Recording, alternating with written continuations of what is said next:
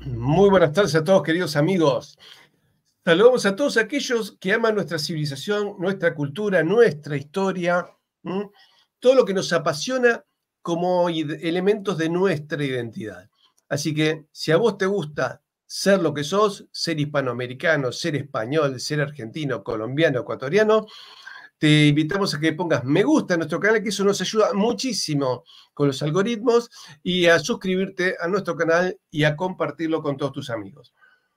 Hoy lo invité a Francisco Núñez del Arco Proaño, historiador ecuatoriano, vive en España y nos va a hablar de Miguel Díez de Aux y Jaina, el primer mestizo hispanoamericano, que estamos hablando que nació fines del siglo XV, así que apenas llegó a España tenemos un mestizo que además tuvo su importancia en la historia. Y Francisco Núñez está haciendo todo un trabajo de investigación que creo que es muy importante para los americanos y para los españoles, todos hispanos. Bueno, ¿quién fue el primero de todos nosotros en América? ¿Quién es el que nos une racialmente a España con América? Esta es una figura importantísima en nuestra historia y que debemos tenerlo como un primer americano. Bueno, de eso vamos a hablar en segundos con Francisco Núñez del Arco, que nos va a contar todos los secretos y entresijos de este personaje y de la investigación que está realizando.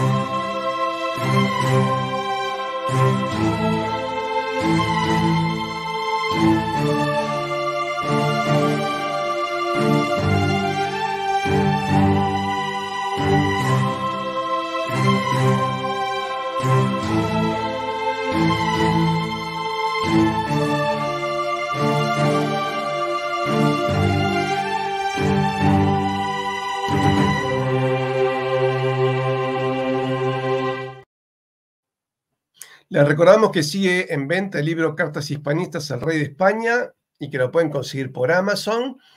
Y también les recordamos que mañana ya inauguramos el segundo canal, que es Patricio Lons a secas. Los invitamos a que se suscriban ahí también, donde iban a hacer entrevistas de actualidad y donde vamos a hablar con Miquel Rufián sobre los ataques cibernéticos que sufrimos en la hispanidad. Y este canal en el que estamos ahora va a quedar como un canal solamente de historia. Por supuesto, también les recordamos que en mayo, del 14 al 19, se realiza en Cartagena de Indias, Colombia, el primer Congreso Internacional para la Reunificación de la Hispanidad, donde vamos a estar Marcelo Gullo, Francisco y yo. Francisco, al fin te tenemos en pantalla. ¿Cómo Patricio, estás? ¿Cómo estás? Buenas noches. Bien. Bueno, Francisco, primero, condolencias, es un sarcasmo, ¿no? Acaba de morir Rothschild. Un gran amigo de todos nosotros, muy dolidos por esta terrible noticia, ¿no?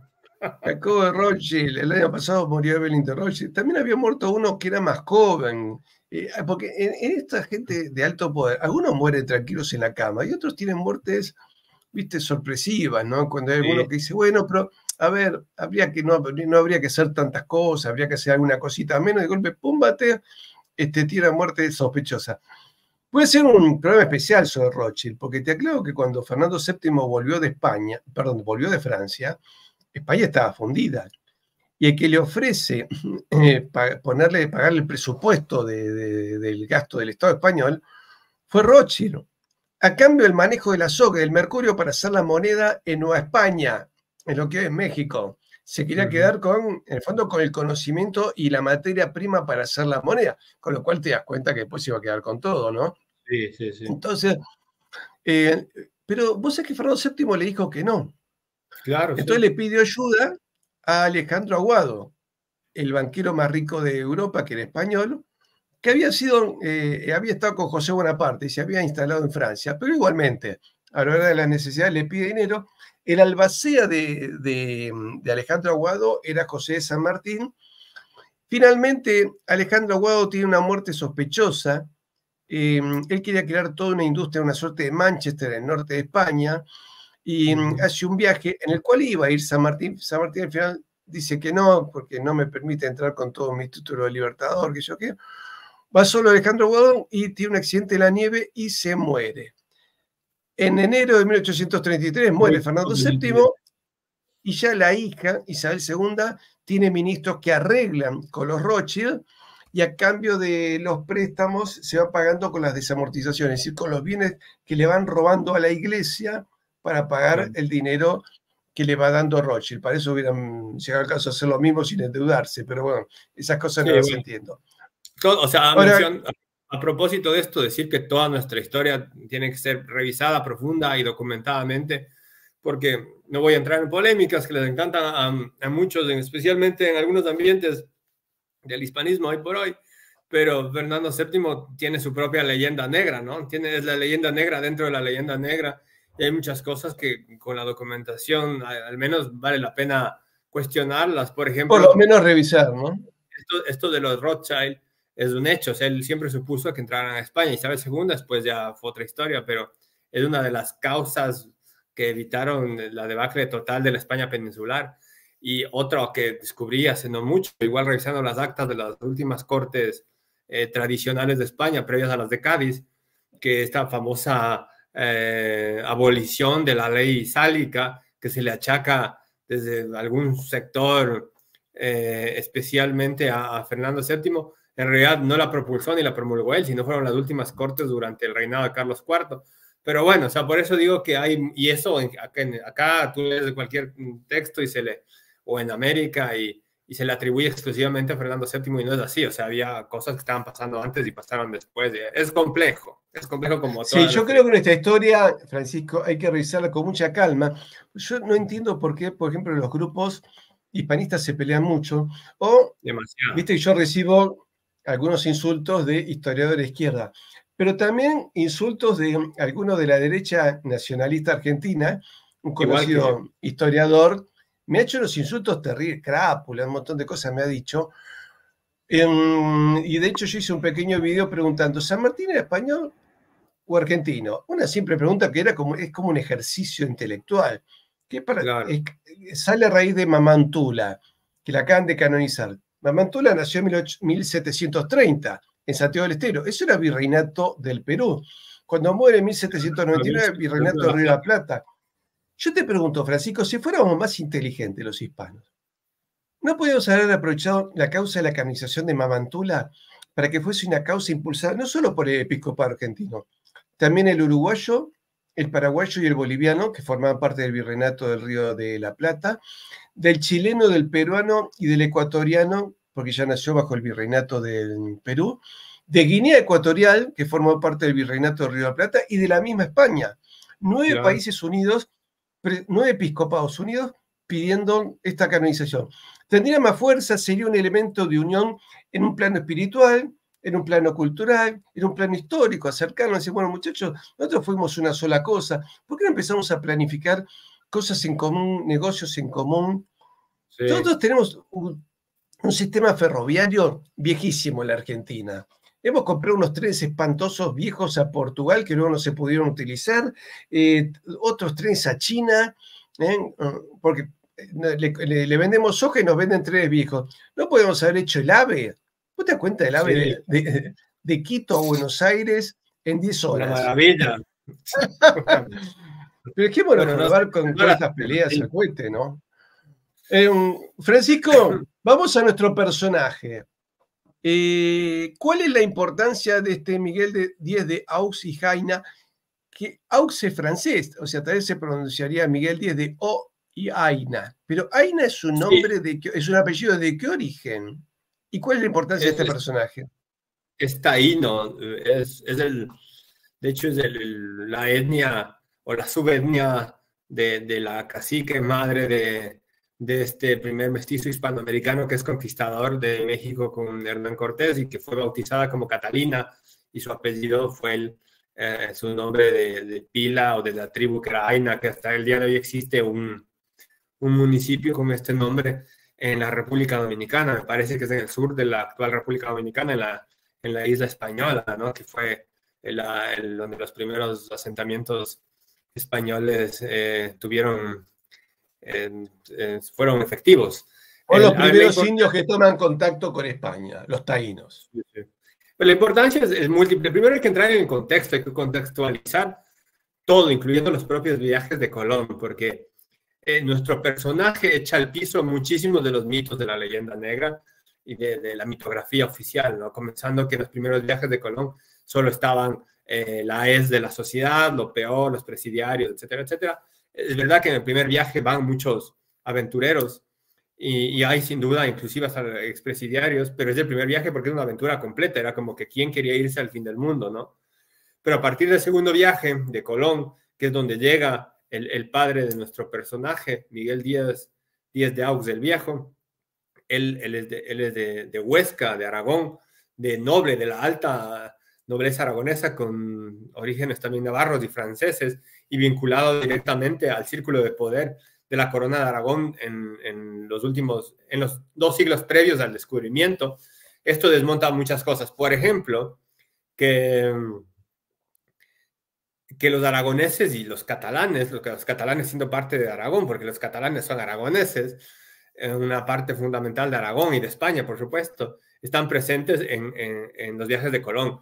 La alta nobleza está presente en los viajes de Colón, porque eso es otro mito, que la alta nobleza solo mandó los segundones o eran solamente hidalgos, que también iban segundones y hidalgos, pero también hubo varios miembros de la alta nobleza española. El padre de nuestro conquistador es uno de ellos. La más famosa es la esposa del segundo almirante de las Indias, de Diego Colón, del hijo de Cristóbal Colón, que también es vinculada a todas las casas nobiliarias más altas de España, pero de Castilla. En este caso estamos hablando de Aragón. Aragón tiene una historia súper particular, súper obviada, olvidada en la participación de América, porque es verdad que hay una prohibición, una época para que Aragón no participe en las exploraciones, pero finalmente esto se deroga y entra de forma plena, al haber sido el primer señor de las Indias y rey después de Fernando el Católico, ¿no?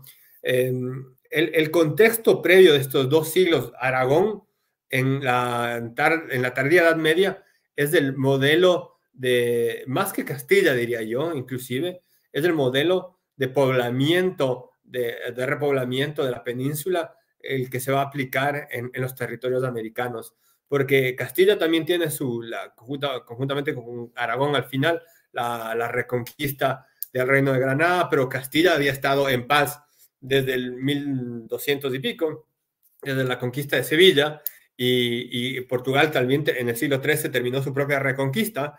Entonces, tanto Castilla como Portugal, que son reinos españoles de la España histórica, de la nación española histórica, me refiero culturalmente, aunque había distintas unidades políticas, habían terminado sus procesos de reconquista 3 siglos antes. Castilla lo concluye, sí, con una gran pausa 2 siglos y medio después, con la conquista del Reino de Granada.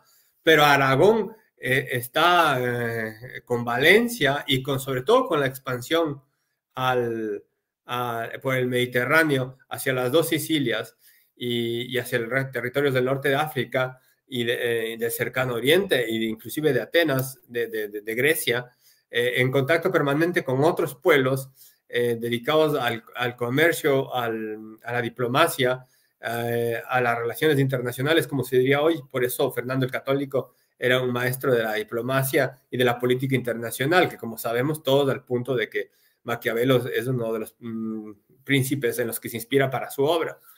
Pero todo esto es obviado en el descubrimiento de América y la participación importantísima de los aragoneses en estos viajes.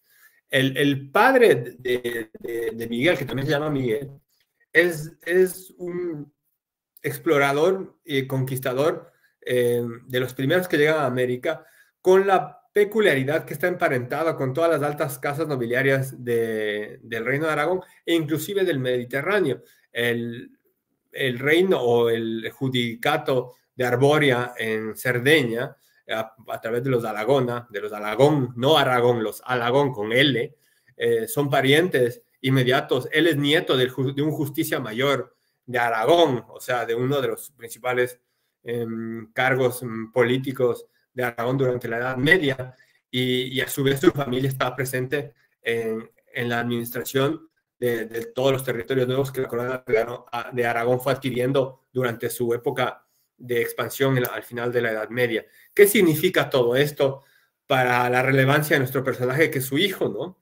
Que al parecer nace en 1496. ¿Por qué decimos al parecer? Porque hay un testamento de su padre que lo hace y dice en 1504 que Miguelico, su hijo, así lo llama con mucho cariño, entonces de 8 años, en 1504, entonces nació alrededor de 1496, le dejaban ciertas cosas. A la final su padre no muere, sino que logra vivir un tiempo más y finalmente sí, fallece en la isla Española, actualmente en el territorio de la República Dominicana, porque la Española, como sabemos, se dividió finalmente entre Haití y la República Dominicana en 1519, y él había querido que su hijo pasara la vida monástica y le deja una dote para eso y las instrucciones a sus albaceas para que cumplan su testamento. Sin embargo, él sobrevive a su primer testamento y llega a edad adulta ya nuestro personaje, y estamos hablando que es alguien que nació a finales del siglo XV, o sea, es una locura cronológicamente hablando, porque sin duda hay otros, una locura me refiero como algo maravilloso, como algo maravillante a la vez. Hay otros mestizos previos que no llegan a vida adulta, que se mencionan en algunos trabajos y en algunas crónicas, pero el primer mestizo hispanoamericano que llega a vida adulta, y no solamente que llega a una vida adulta inocua y de la cual desconocemos su desarrollo vital, sino que descolla porque se convierte en conquistador. El primer producto Ahí de está. este mestizaje, sí. No, contar, bueno, ahí está. ¿Cuáles son los logros de Miguel de Díez de Aux y Jaina? Son muchísimos los logros. O sea, bueno, primero esto echa abajo, por ejemplo, el mito que originalmente hay esta distinción legal, que podía haber la distinción racial, sí la había, pero legalmente a los mestizos en las primeras décadas se los consideró de hecho y de derecho, y más adelante en la historia también legalmente, en toda la legislación indiana, de la estirpe de sus padres, castellanos, aragoneses, españoles. Y eso está en las leyes de Indias, pero estos casos lo demuestran de forma positiva y efectiva, porque está el grado de confusión que hay en el origen de su padre y el de su hijo, que cuando Bernal Díaz del Castillo y otros cronistas de la conquista de México con Hernán Cortés se refieren a Miguelico, el Miguel el Joven, para diferenciarlo de su padre, que era Miguel el Viejo, el conquistador y explorador, pero que solamente llegó hasta el Caribe, hasta las islas del Caribe y no hasta las Antillas, y no avanzó más hacia lo que actualmente es México. Bernal Díaz del Castillo lo dice el conquistador aragonés Miguel Díaz de Aux, y muchos historiadores, por el desconocimiento o el prejuicio, asumieron equivocadamente que estaba hablando de su padre, cuando su padre murió en 1519 en la isla española. Francisco, Entonces, sí. ¿qué es lo que te llamó? ¿Cómo descubriste al personaje?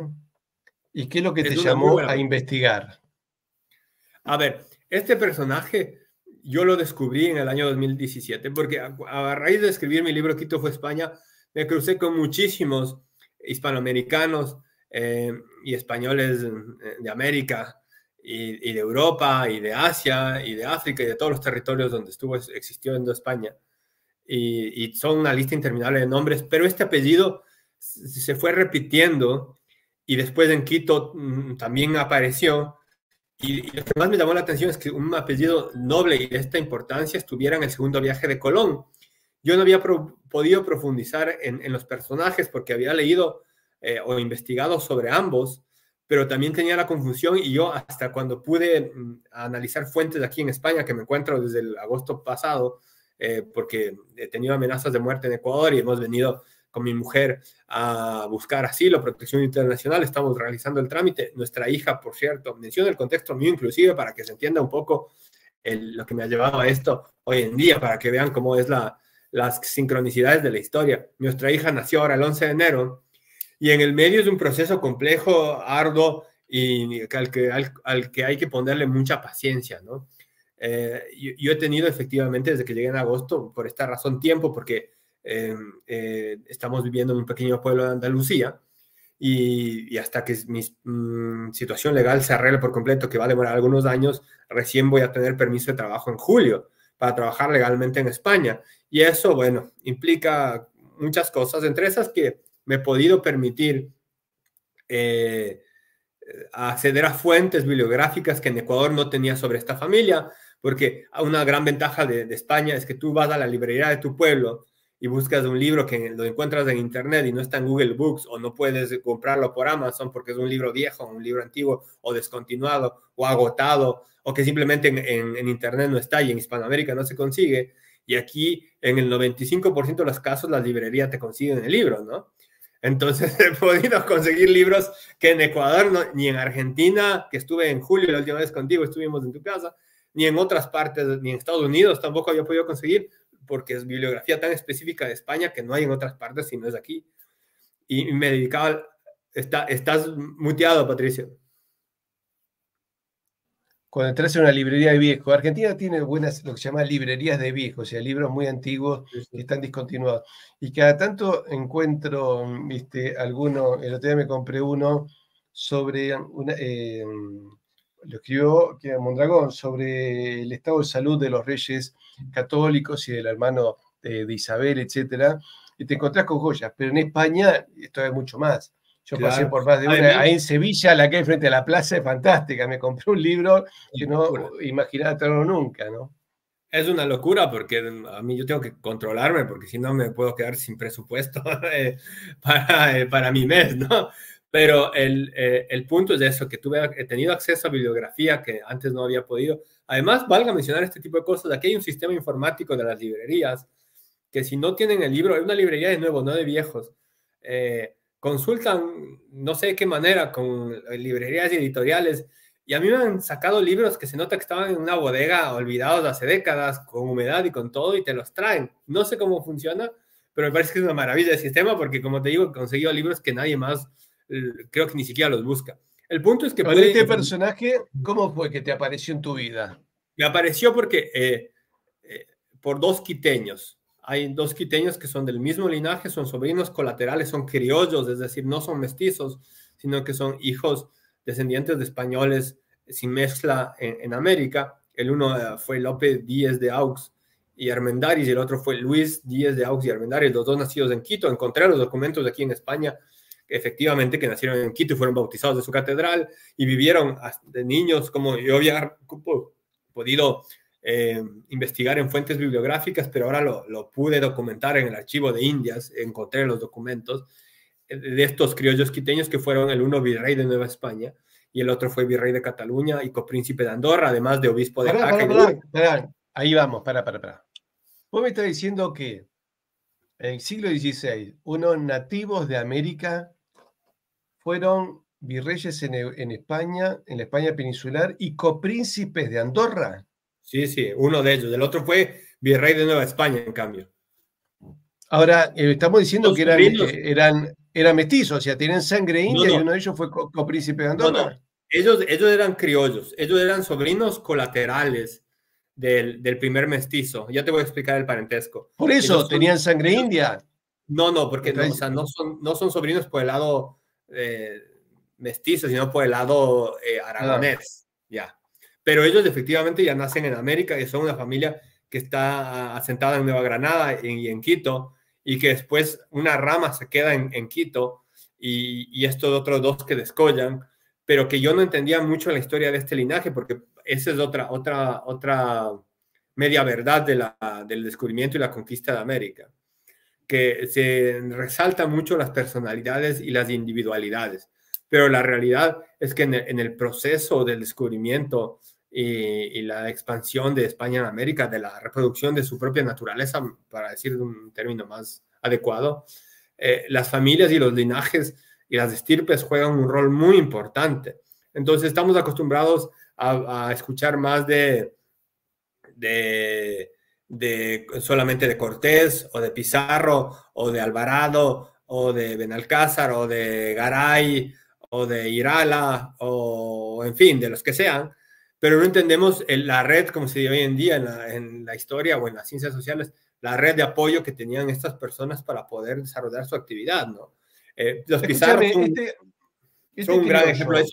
Déjame decir esto. Los Pizarro son a Pizarro, por supuesto, Francisco Pizarro, como su tío en segundo grado o primo, Hernán Cortés, porque eso no está claro hasta ahora bien el parentesco, descolla por su propia personalidad en la historia, pero tanto él como Cortés tienen una red familiar que les apoya para venir a América y sostenerse. En el caso de Pizarro es mucho más evidente porque vienen sus hermanos, medios hermanos, y en fin, en el caso de Cortés es un poco más difuso, pero también hay una red familiar. De hecho, Cortés tiene un primo que se llama, o tenía un primo que se llamaba Francisco Núñez, cosas que lo menciona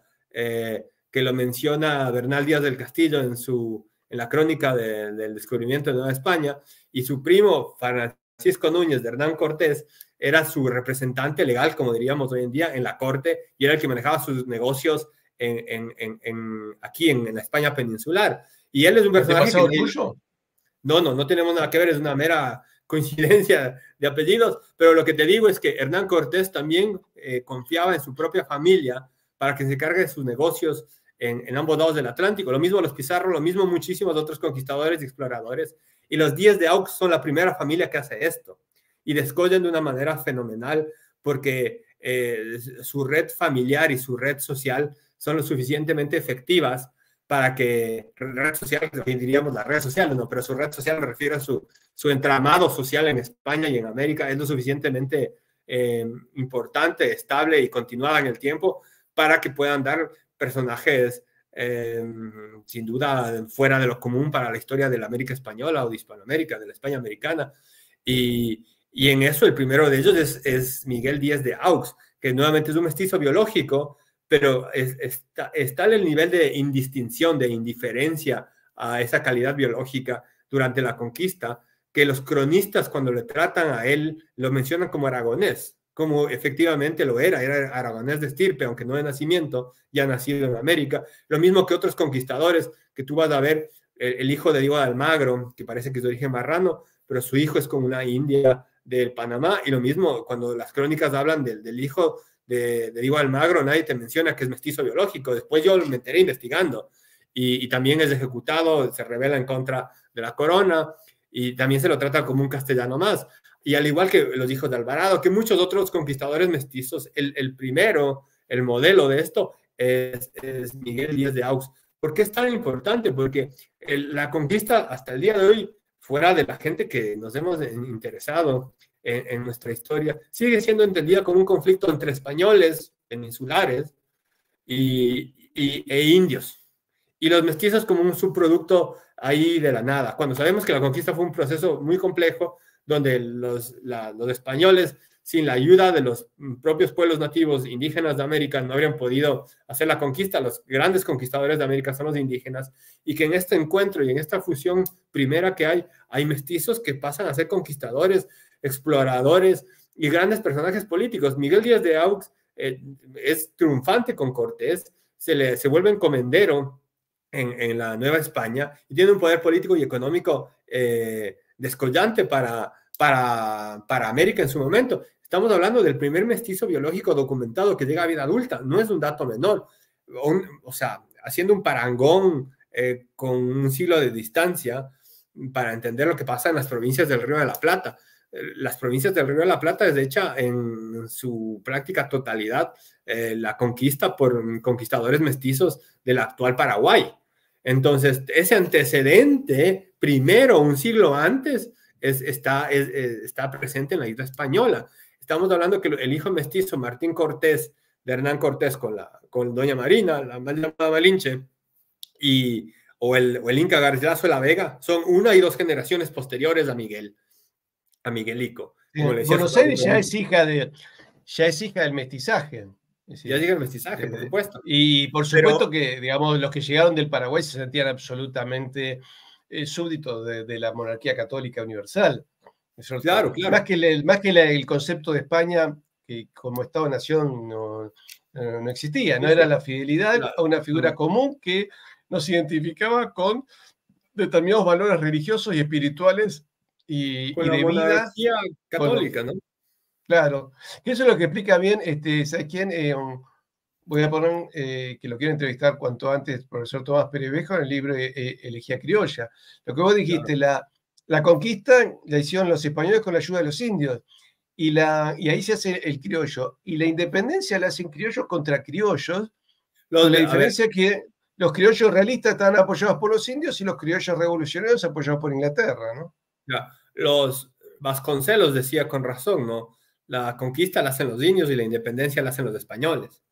Entonces, Claro. aquí hay un poco de, nos hemos confundido en el término, la utilización criollo en Argentina es el de origen español viejo mestizado, pero el tecnicismo de criollo significa que es el hijo de españoles o nieto o bisnieto de españoles y mezcla. En los hechos eso no sucedió por completo, porque Bartolomé Mitre menciona con completa razón en este caso, que el criollaje estaba alimentado por unas fuertes venas del mestizaje, y efectivamente es así. Pero en el caso de estos sobrinos de Miguel Díaz de Aux, son hijos de peninsulares nacidos en América, pero no con una familia que está desvinculada del continente, sino que hace este primer retoño, ¿no?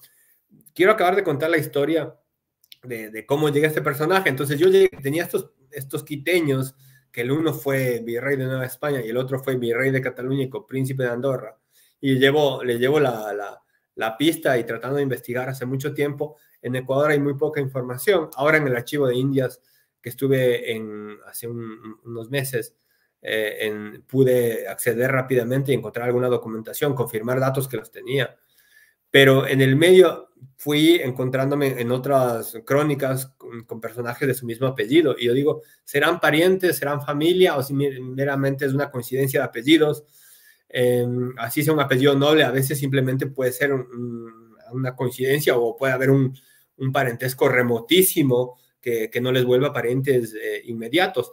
Pero no, he podido consultar los árboles genealógicos, las actas de bautismo, la genealogía documentada de este linaje, y efectivamente son familia los virreyes quiteños y el primer mestizo conquistador de México con Hernán Cortés. Entonces, para mí fue una revelación total, porque esto no está documentado en ninguna parte. No está, mejor dicho, documentado lo está. Está documentado, lo que no está es publicado, no está historiografiado, no está puesto en el papel. Porque estamos O sea, hablando queda claro, perdón, ahí está claro que americanos fueron autoridades en España. Una pregunta, el que fue desde el primer copríncipe de momento. Andorra, ¿era sacerdote? Porque por ejemplo el Principado de Andorra, los copríncipes son el presidente de Francia y el obispo de Urgel. Sí, claro, él era obispo de Urgel. Él era Jerónimo, si mal no recuerdo. Era Así Jerónimo. que los americanos llegaban a obispos, cosa que te imaginas que Investigando. un americano inglés llegara a obispo de la iglesia anglicana Bueno, sería hace poco imposible. celebraban, porque ahora los ingleses tienen primer ministro de origen indio, ¿no? No sé si es nacido en la Sí. India, la verdad.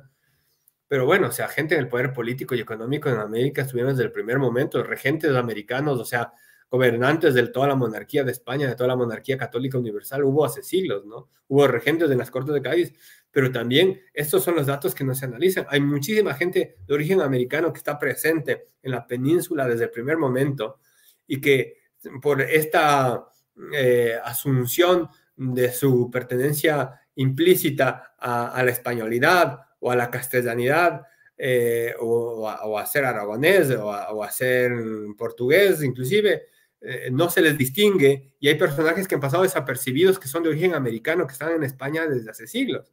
Entonces esto es un trabajo, una labor de investigación profunda para poder reconocer quiénes son ellos y desmontar este mito que hay esta división entre americanos y europeos, y que los americanos estaban excluidos del poder político en todas las formas. Alguien alguna vez en Ecuador me dijo que había supuestamente una ley de Indias que prohibía a los hijos de españoles nacidos en América ejercer cargos políticos.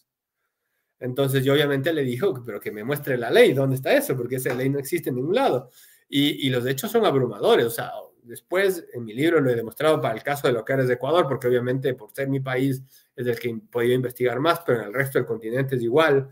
La cantidad de mestizos, de criollos, de gente de la tierra, de hijos del suelo americano, que tienen poder político en América y en Europa es enorme. De hecho, ahora en esta época de investigación que he podido acceder a otras fuentes, descubrí en mi libro, tengo que hay un gobernador quiteño de La Coruña, pero acabo de descubrir, de La Coruña, aquí en Galicia, ¿no?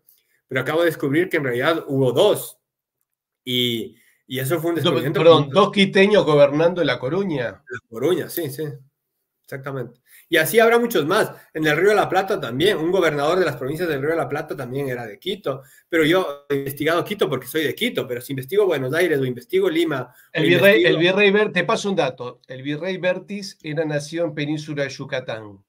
Claro. Que incluso en algún momento tuvo un proyecto político independiente de México en Yucatán, ¿eh? Sí, sí. Pero y además, ¿Ustedes el último gobernador militar de Yucatán era nacido en Buenos Aires.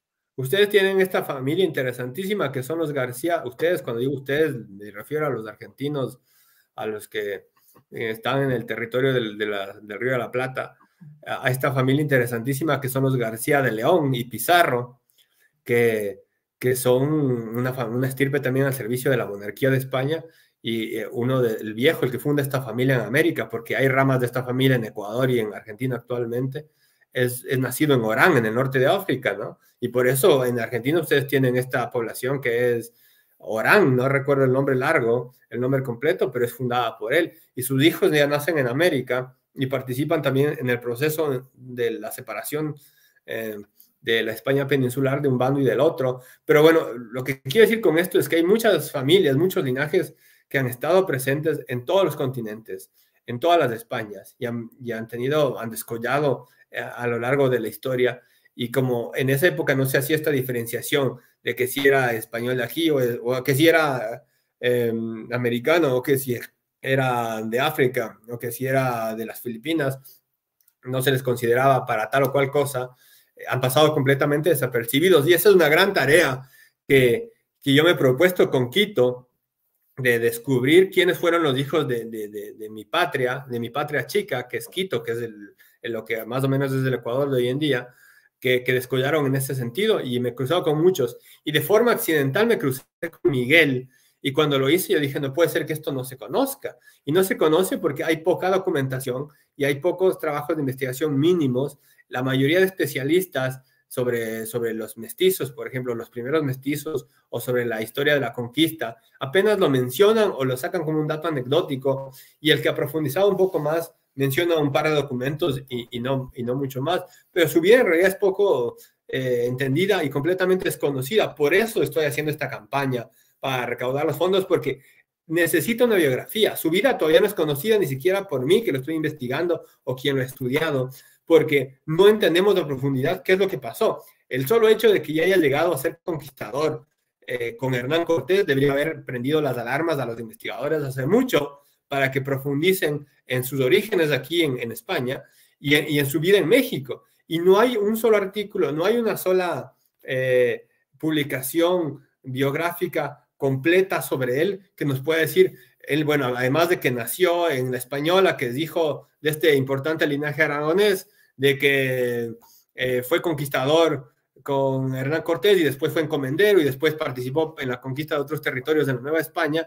No sabemos mucho más, no sabemos quiénes son sus descendientes en México o en el resto de los territorios. Sabemos de la familia colateral, por eso digo estos sobrinos quiteños, que yo ya tengo el parentesco documentado de ellos, y es un parentesco muy próximo, por cierto, porque uno de ellos se encargó de hacer la genealogía, y ahí está el entronque directo con él.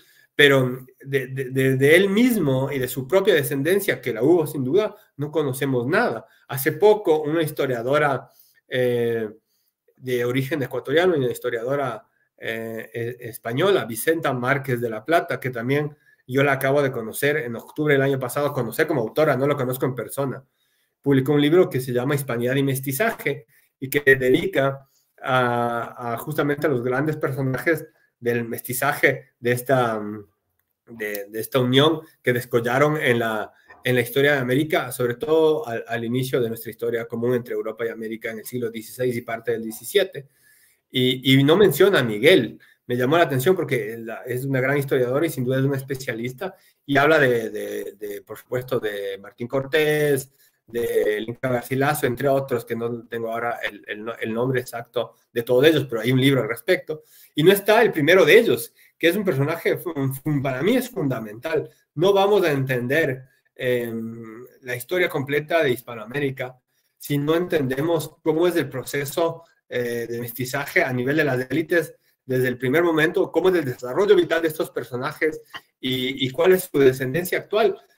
yo he podido descubriendo, leyendo estas biografías que ha realizado esta historiadora española sobre la descendencia actual de muchas casas nobles del producto de estos encuentros en el siglo XVI, ¿no? O sea que hay mucha gente de la nobleza española que desciende de Atahualpa, de Moctezuma y de otros indios nobles. Francisco, mira, acá nos recuerda Cesario Jarabo Jordán, Leonor Moctezuma recibe título de nobleza en 1535 y se casó con Juan Cano de Saavedra.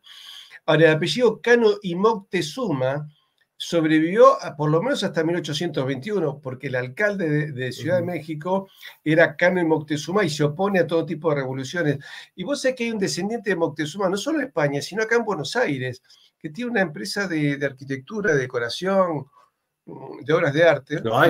Yo pude conocer a este Moctezuma. Mira, Patricio, sea un nombre de ficción. No, dice mi apellido, me dijo.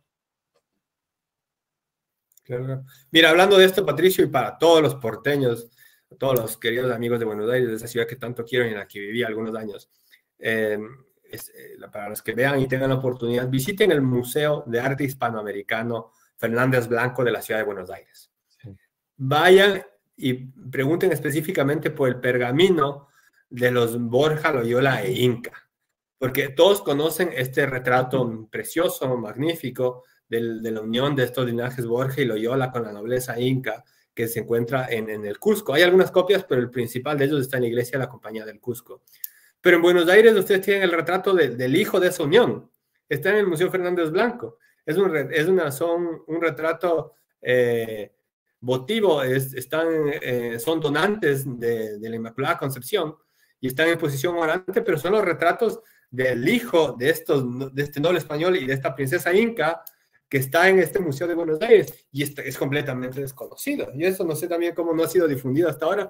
Y tú lo tienes en Buenos Aires, Patricio, cuando puedas, date una vuelta. Sí, estuve una vez, está en retiro, pero no vi ese documento.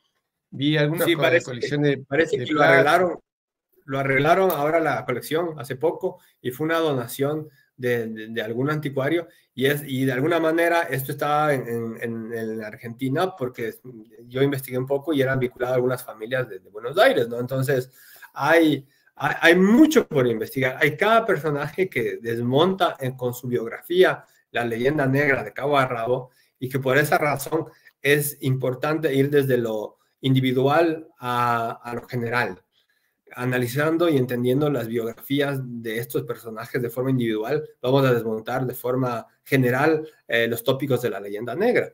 ¿Qué se caen con esto? Para ir cerrando un poco, porque creo que tenemos un pocos minutos más, tú me dirás, Patricio. Se desmonta que hay una división legal entre los criollos y mestizos biológicos, falso. Se desmonta que hay una división entre los españoles peninsulares y su descendencia en América, falso. Se desmonta que hay distinción cultural y social en el contexto histórico, falso. Se desmonta que los hijos de españoles de América, ya sea con otras españolas o con mujeres indígenas, no tenían poder político ni tenían poder económico, falso. Se desmonta que los conquistadores solamente eran españoles peninsulares, falso nuevamente. Entonces, solo con este personaje ya hemos desmontado todos estos tópicos de la leyenda negra y nos abren un camino pletórico de esperanzas para entender ese gran proceso y la historia de Hispanoamérica, ese gran proceso de España en América. Por eso digo yo en esta recaudación de fondos que estoy lanzándola, que no he hablado hasta ahora de ellas y la menciono en GoFundMe. Ahora vamos a hablar de eso. Digo que no exagero cuando digo que la biografía de este personaje es la biografía de Hispanoamérica en muchos sentidos, porque esto resume la obra de España en América desde el primer momento. Francisco, lo que vas a hacer, que es una investigación que, como decís, desmonta muchos aspectos de la leyenda negra desde un punto de vista que la gente no ha analizado. Y vos como yo somos de familias que arrancamos en América, tenemos siglos en América. Y vos tenés muy bien documentado todo tu pasado quiteño, siglo XVI, por ahí. Entonces, vos estás haciendo un trabajo de investigación que va a ser muy útil para entendernos mejor y para buscar incluso cada vez más caminos de acercamiento entre unos y otros. Sí. Para eso estás haciendo un fundraising, o sea, una recolección de fondos. ¿Sí? Yo le recomiendo el libro Quito fue España, es muy esclarecedor. Yo diría que es un libro que no ha tenido la misma difusión que otros libros que han trabajado muy bien sobre la leyenda negra, y creo que el trabajo de Francisco se merece todavía mucho más reconocimiento. Si pueden conseguir Quito fue España, Amazon, por donde sea, pero búsquenlo porque vale la pena. Ahora, Muchas para hacer gracias. esta investigación, vos necesitas juntar una suma importante de dinero porque te tenés que mover en Sevilla, te Sí, tenés que quedar ahí y Madrid, quedarte varios días, revisar papeles, posiblemente consultar con alguien, conseguir colaboradores, porque golpe sentarte en el archivo de India y alguien, bueno, fulano, vos revisás tales documentos, mengano tales otros. Todo es un costo importante, hay que comer en el lugar, a veces tal vez alguna familia te pueda dar cobijo, pero otro lado tendrás que pagarte vos una pensión y hay que quedarse y hay que investigar. Esto en realidad es importante para el español para decir, muchachos, cuando nos vengan a insultar a nosotros, no, perdón, acá está documentado que éramos todos igualitos. Lo que sí yo creo que hubo una ley que decía que el hijo de españoles nacido en América no tenía que tener prerrogativas sobre el hijo indígena. Algo de eso hubo, pero era justamente para equilibrar con actos de justicia. La gente que quiera colaborar con esta recolección de fondos, ¿cómo lo puedo hacer? lo pueden hacer a través de la campaña que he iniciado en GoFundMe.com, que se llama El Primer Hispanoamericano. Allí pueden encontrar la campaña en Internet y pueden donar a través de esta página en Internet, que es la forma más fácil y efectiva de poder hacer llegar las donaciones. Es importante porque yo necesito desplazarme no solamente a Sevilla, sino a Madrid, a Huesca, en Aragón. Decí si está bien, perdón, decí si está bien puesto esto. GoFundMe, a ver, espera, déjame lo abro aquí de una vez para no confundirme. Yo te pasé No, el, no lo el tengo. enlace, te lo pasé si te lo miras en tu WhatsApp. Bueno, mientras contame dónde tenés que ir para investigar esto. Bueno, tengo que ir a Sevilla, a Madrid, a Huesca, a Zaragoza y a Pamplona y seguramente también a Barcelona y al Obispado de Urgel. Así que tenés para bastante, para recorrer bastante. Para bastante, porque a ver, ¿por qué tengo que recorrer todo esto? No solamente es el personaje, aquí está, el primer hispanoamericano. Te comparto el enlace de Patricio aquí en la conversación, en el chat, para que lo puedas publicar.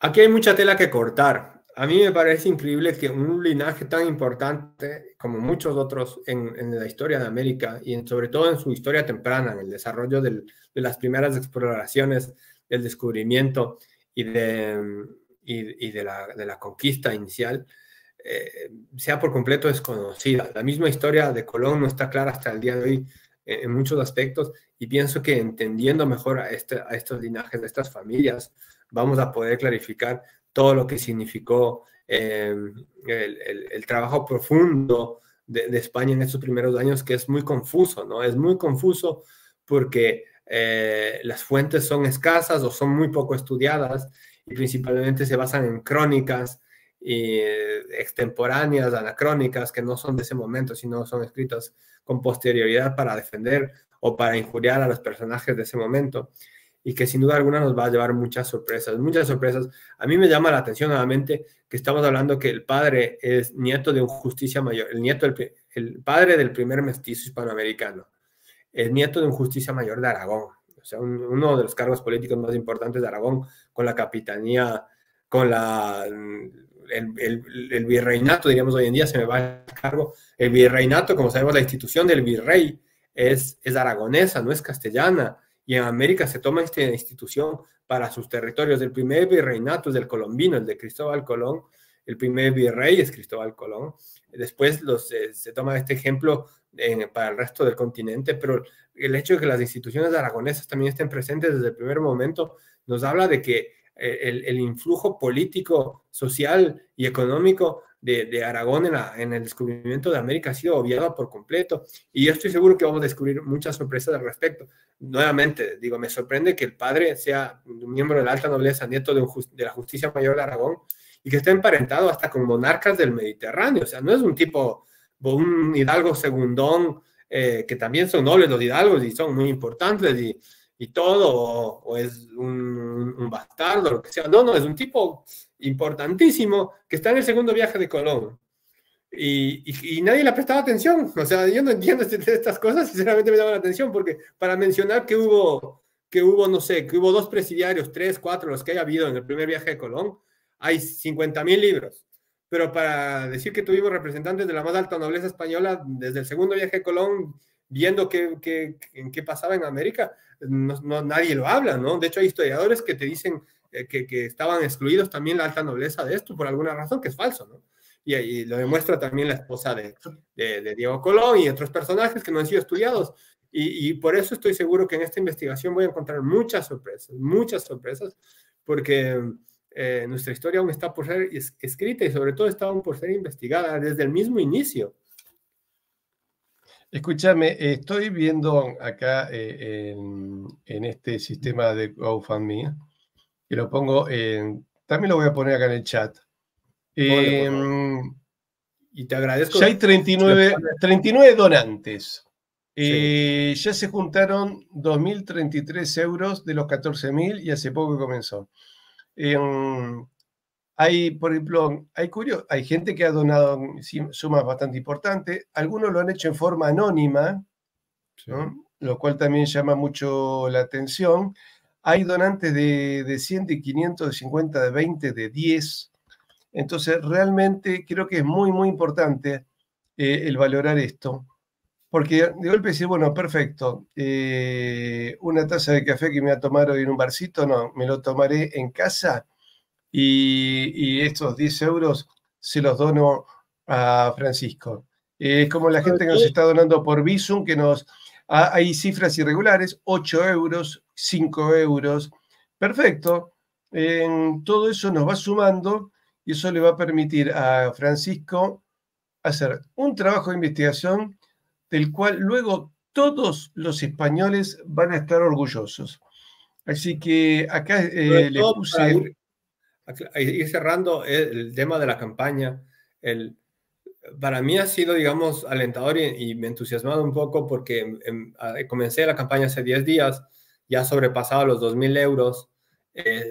Conozco la ubicación de algunos de los donantes porque sé quiénes son, otros no lo sé porque son anónimos, pero hay gente que ha donado de Ecuador, de España, de Argentina, de Colombia, de Brasil, y eso me llama mucho la atención para mí, porque en España más bien me habían desalentado que inicie una campaña así, porque me dijeron palabras textuales de alguna persona y de algún hispanista amigo, que la gente es muy... Saludos, Llorente, J. Llorente de Motril, te cuento que estoy muy cerca tuyo, estamos muy cerca de Motril nosotros hoy en día, quizá nos encontramos algún momento, nos tomamos algo, no sé tu nombre, pero bueno. Perdón, hay gente en España que se que conecte con Francisco.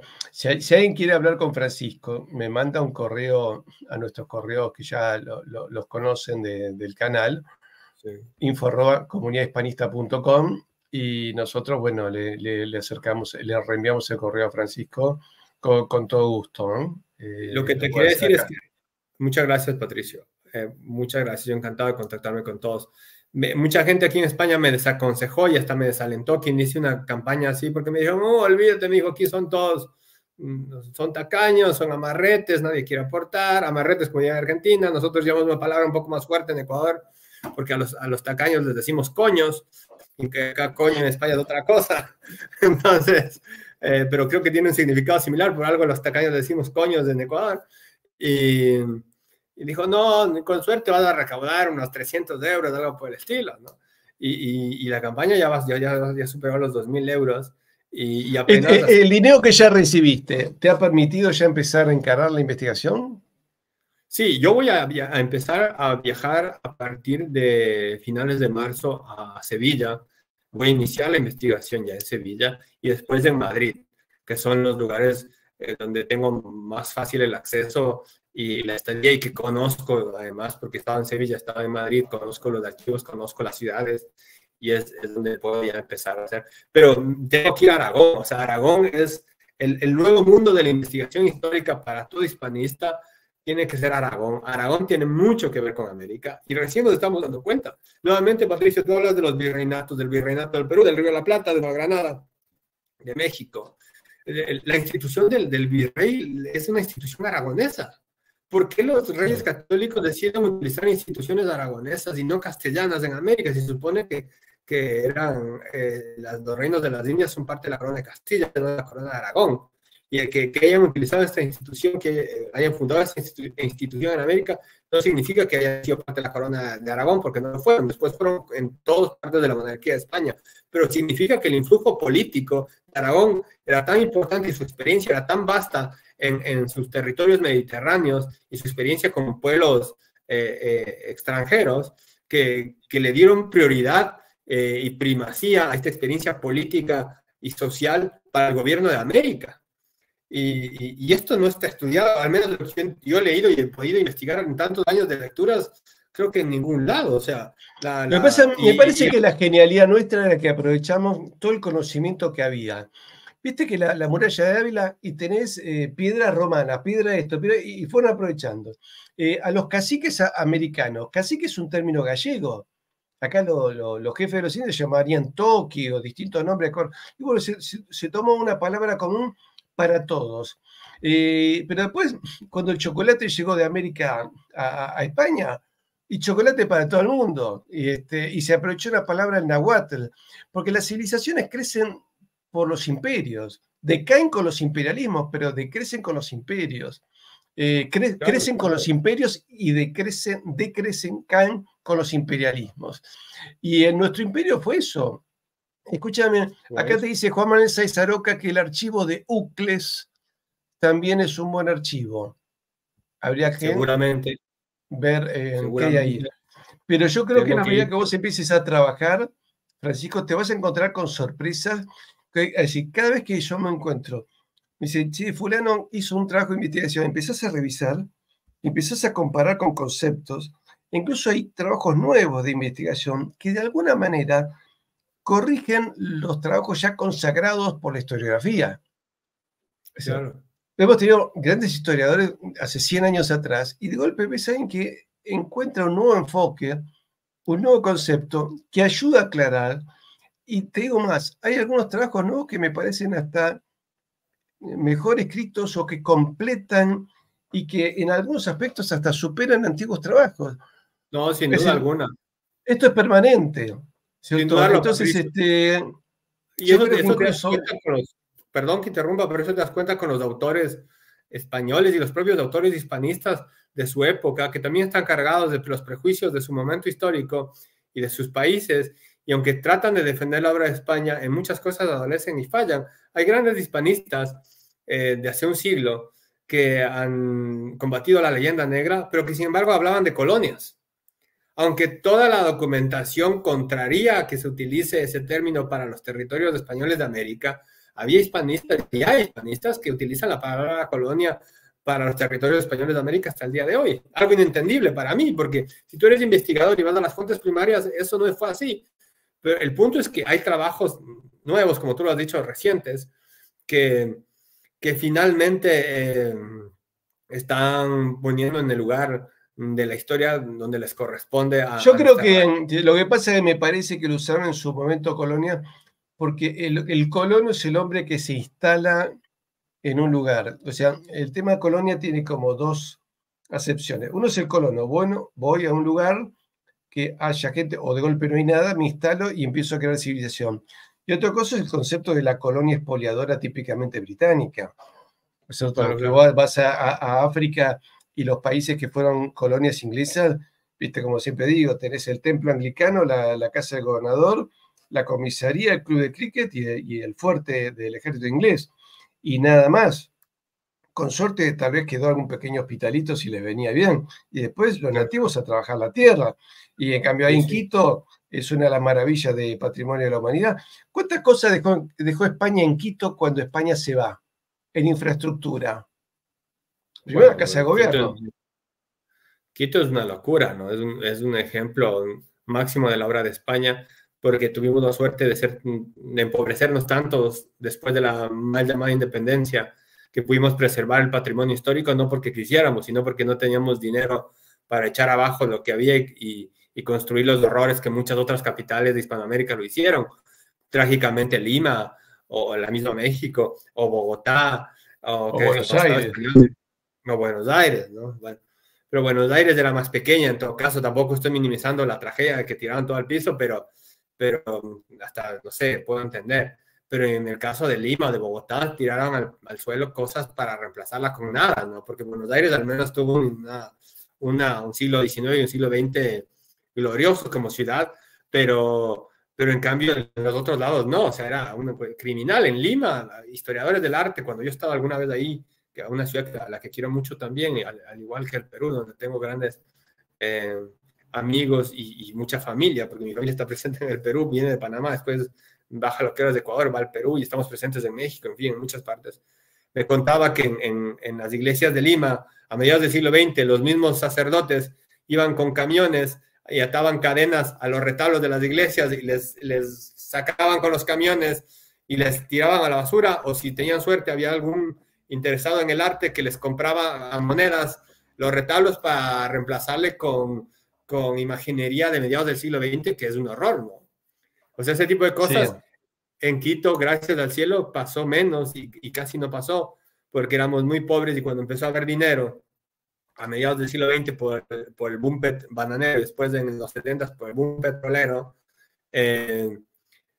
nosotros ya tuvimos leyes patrimoniales. Y por eso en Quito tú tienes todo lo que te hablan los libros de historia, las universidades, los hospitales, los libros de historia, de la historia real de España y de América, universidades, hospitales, los colegios, las escuelas, las casas de educación para mujeres, la infraestructura urbana de las ciudades españolas en América, el arte, los restos Infraestructura de la hidráulica, industria, ¿no?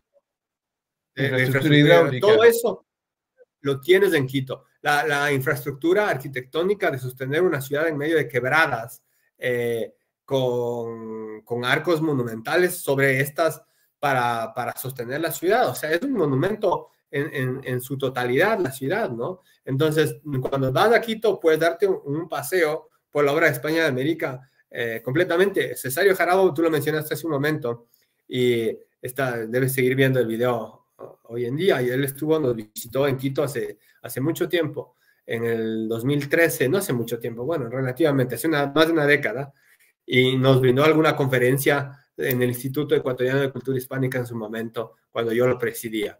Y yo me acuerdo que la primera impresión de cuando le llevé a conocer un poco el centro y entramos al patio principal del convento de San Francisco, fueron palabras de él. Respiró hondamente y dijo, perdón, dijo, esto es, y extendió las manos, me recuerdo, y Cesario me corrige si miento, dijo, hispanidad, dijo, esto es hispanidad.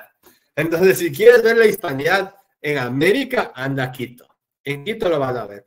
En Cartagena también, pero mucho más pequeño y mucho más limitado. En Lima, por supuesto, pero está mucho el piso. Donde vas a ver gran hispanidad en Perú es en el Cusco. Cusco es una ciudad increíble.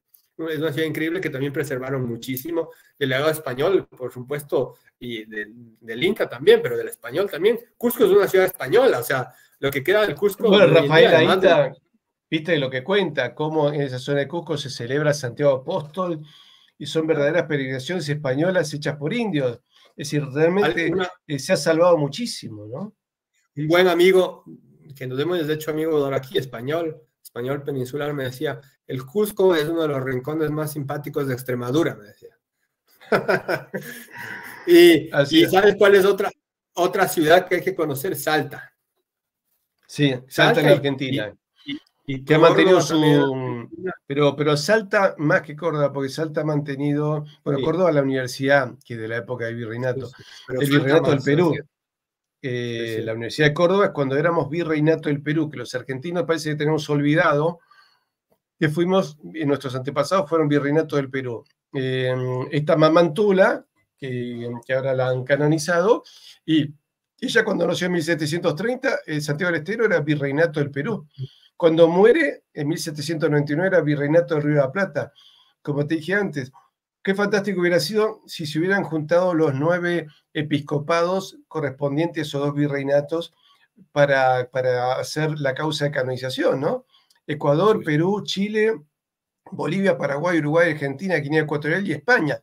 todos juntos. Pero bueno, falta una visión geopolítica inteligente en la Iglesia, en nuestras cancillerías, en nuestros gobiernos.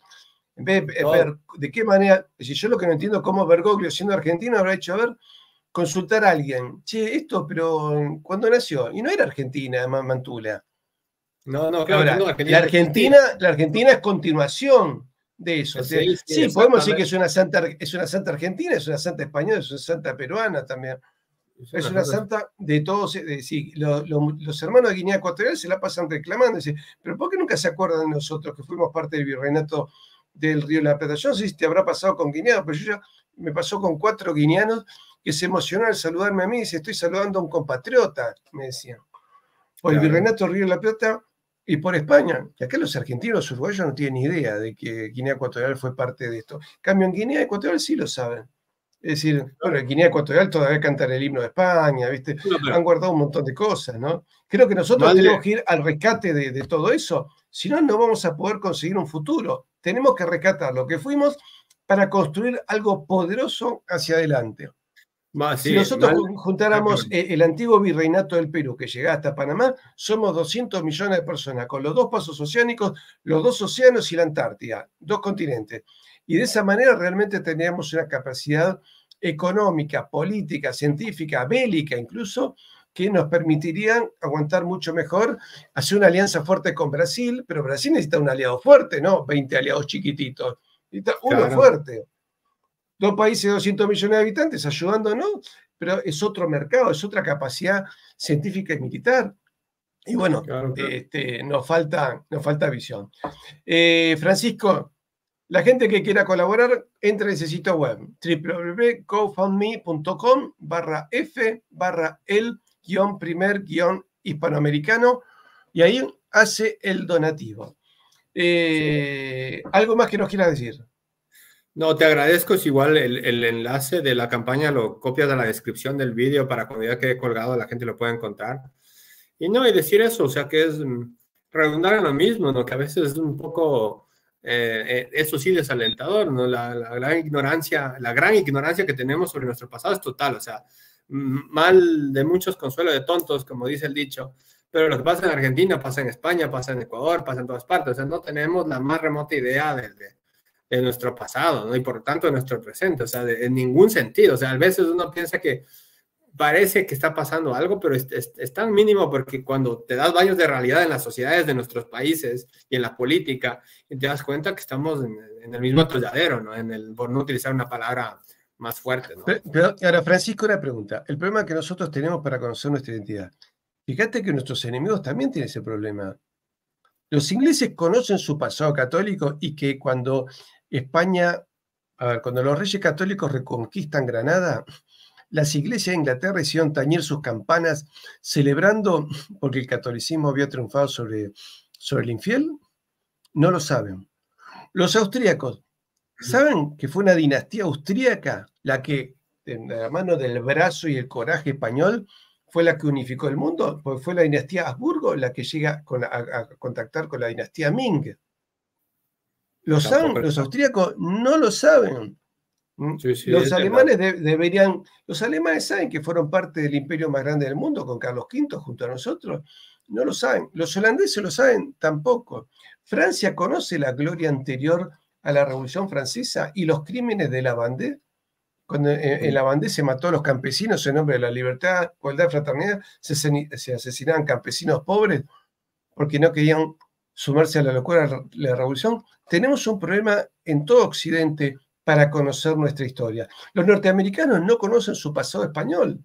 Y eso han sido historiadores norteamericanos de pura cepa, como Charles Loomis y Philip Powell, los que dijeron, señores, tenemos un pasado inglés, pero si queremos sumar el oeste, tenemos que sumar ese pasado español.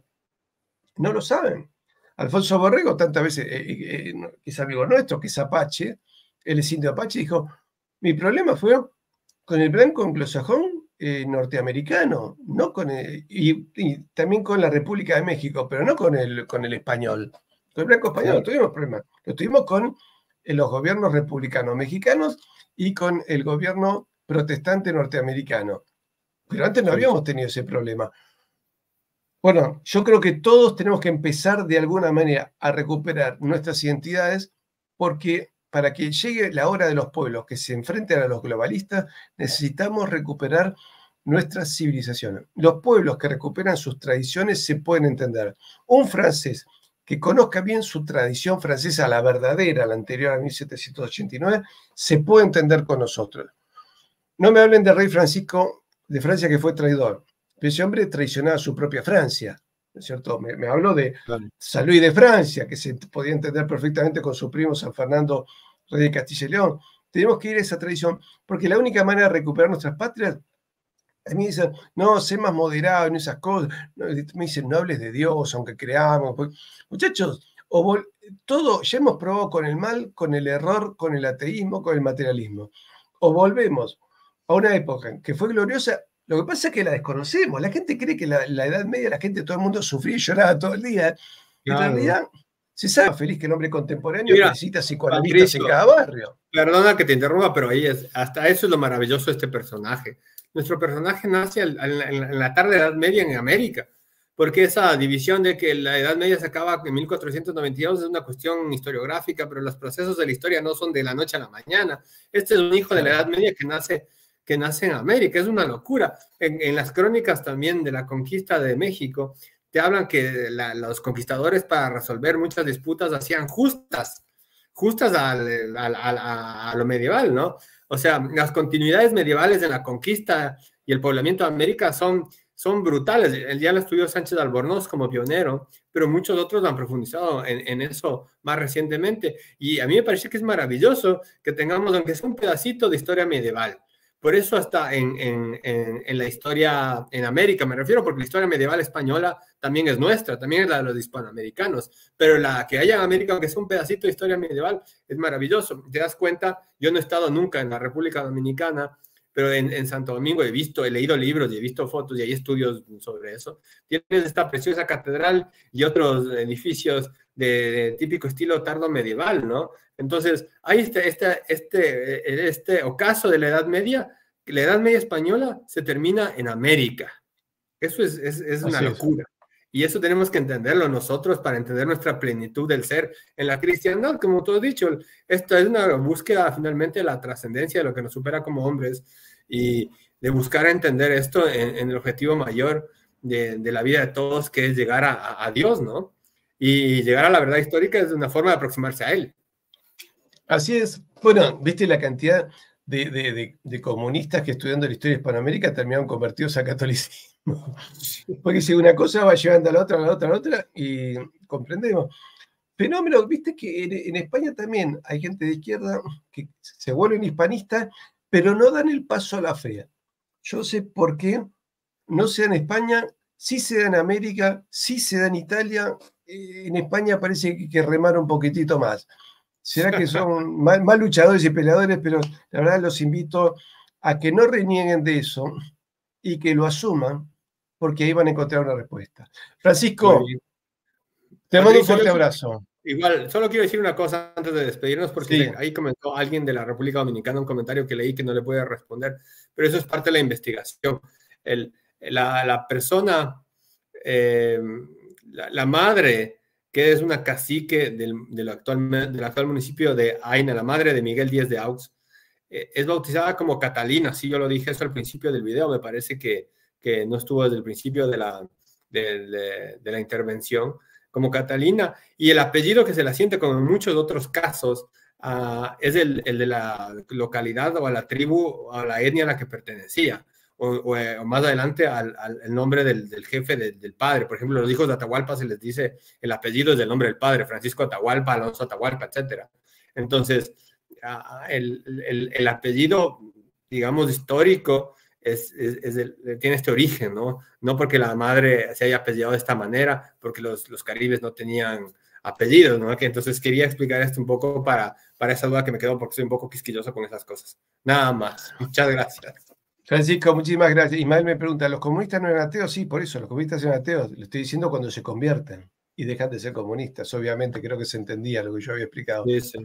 Francisco, te mando un fuerte abrazo y ya saben, a todos, queridos amigos, así como les pido ayuda para mi canal, para sostenerlo, por favor, entren en GoFundMe.com, ahí tienen la dirección. La he puesto también acá en el chat, la puse varias veces. Lo único que tienen que hacer, copiar, pegar, entran lo ponen en el buscador y ahí pueden hacer su donativo.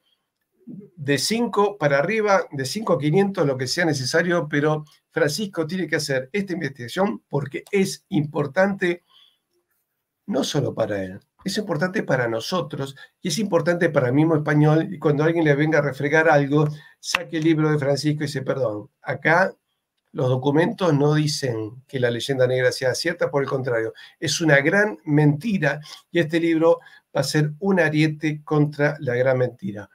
Te mando un fuerte abrazo, Francisco. Otro para ti, Patricio, como siempre un gustazo, muchas gracias.